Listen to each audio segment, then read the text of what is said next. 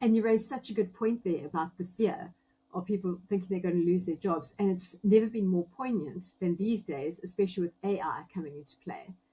I think there's a massive fear of introducing AI into the workplace. And I think the perception is AI is here to take over.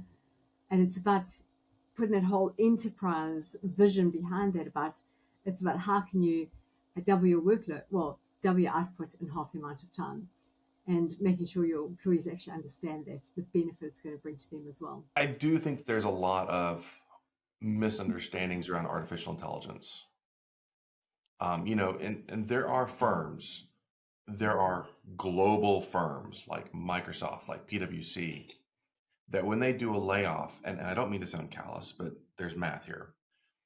When they do a layoff of 1,800, 2,000 jobs, to the normal layperson, that sounds like a massive cut. When in reality, as a sheer proportionality of the workforce, 2,000 is a percent.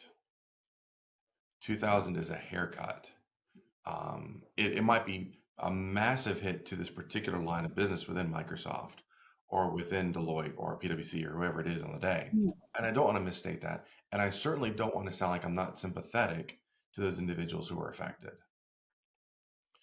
But when it is cast as AI is coming for our jobs, those numbers can sound huge if you don't apply context. Second of all, we talk, and of course, the companies who are making these investments in artificial intelligence are going to cast this in the most positive light possible.